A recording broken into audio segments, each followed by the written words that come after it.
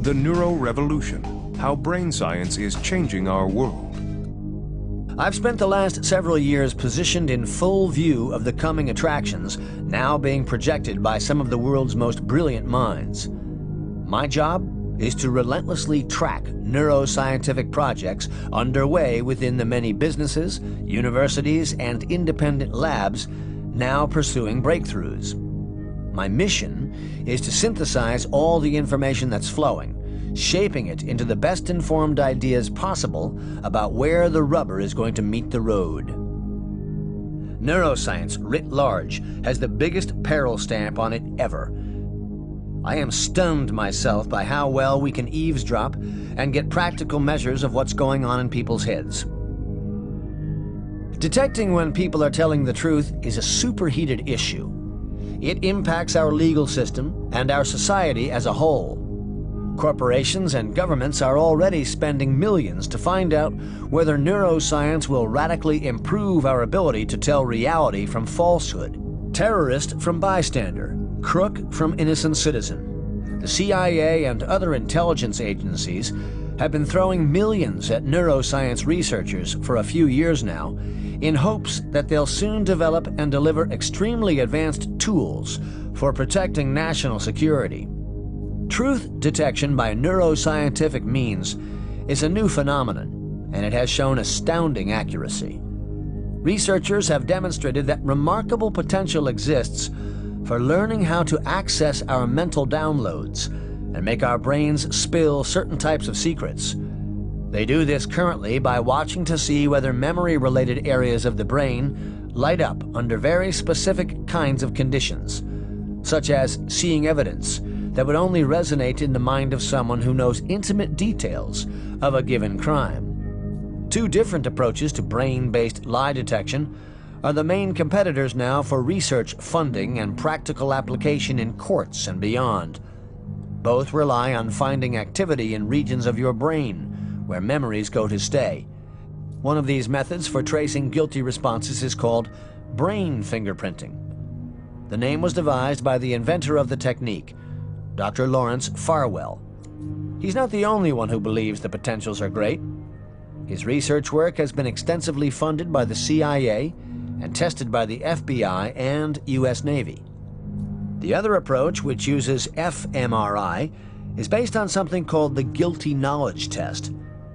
Daniel Langelman of the University of Pennsylvania published his early work with this test in 2001.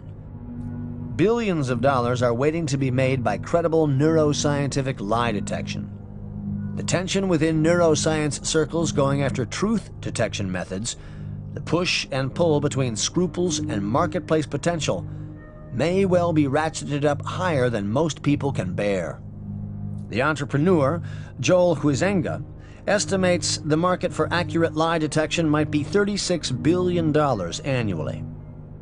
As the power to decode the brain accelerates, changes will sweep quickly across every society in a slightly different way. In more open and democratic societies, truth detection systems will protect and free the innocent, a phenomenal improvement for those fortunate enough to prove their innocence with the new technological tools. But we can expect that closed and autocratic regimes will leverage the same technologies to silence dissent and enforce loyalty to the current leadership. It is easy to see why the CIA and other intelligence agencies underwrite so much of the research in neuroscientific truth detection. Fighting neuro warfare. The development of sophisticated neuro weapons is going to create a perpetual state of tension between promise and peril. In the development of neuro warfare, we will experience vast amounts of worry, debate, and conjecture over what the ultimate effects will be.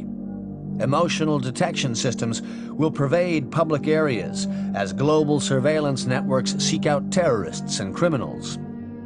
The preponderance of the research now creating our emergent neurosociety is underwritten by America's defense spending. According to the Association of American Universities, nearly 350 colleges and universities held Pentagon research contracts in 2002, representing 60% of basic research funding. The leader in 2003 funding was MIT, which drew $500 million.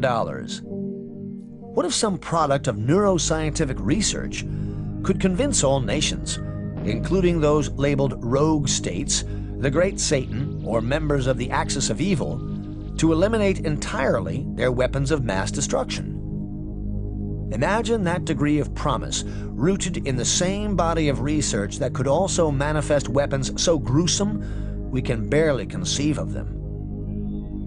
Governments with untold billions at their disposal are steadily increasing their investment in neurotechnology. We're on the cusp of eerie and disturbing developments that seem like they've been taken straight out of the Manchurian Candidate. Sophisticated neuroweapons for coercive truth detection and the erasure of memories are already on the horizon. Neurowarfare is already a fact. Its expansion is as inevitable as the massive changes coming in all the other segments of society. In an article published a decade ago by the U.S. Army War College, military analyst Timothy Thomas used the title, "The Mind Has No Firewall." It laid down this challenge. This article examines energy-based weapons, psychotropic weapons, and other developments designed to alter the ability of the human body to process stimuli.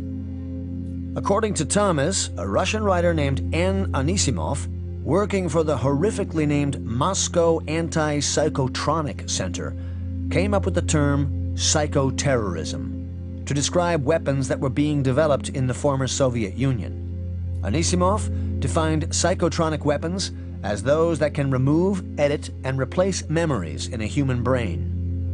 A former major in the Russian army reported in a February 1997 military journal that many weapons fitting the psychotronic definition were being developed throughout the world. Some were then already in prototype stages. But research had already been carried out concerning possible USSR versus US psychotronic warfare even before The Mind Has No Firewall was published. Disturbingly titled Project Pandora, the research was run by the Psychology Division within the Psychiatry Research Section of Walter Reed Army Institute of Research. Pandora was initiated after we learned that the Soviet government had, from 1953 to 1976, beamed microwave radiation at the United States Moscow Embassy. The January 2008 issue of Aviation Week carried an article based on interviews with the woman who oversees some of the most provocative current DARPA research. Dr. Amy Cruz began serving as a tech consultant to DARPA's director immediately after receiving her doctorate in neuroscience from the University of Illinois. Now she is in charge of some of the agency's literally most mind-boggling research. Among the items now on her plate, research into computer analysis of brain waves detected from satellites without the subject's knowledge. It's expected to help intelligence analysts precisely identify and locate targets based on the hostile thoughts of enemy forces, and to help leaders in the theater of operations know if their deployed troops are alert enough to realize the intensity of whatever situations they're about to face. Experiments have been run with soldiers whose brain waves are seen by their commanders via wireless computers. When a commander knows a soldier has gone into tunnel vision from information overload, he will know that he has to count on someone else for key actions and commands during an attack. An earlier project, called Augmented Cognition, AugCog for short, gave birth to something Cruz is working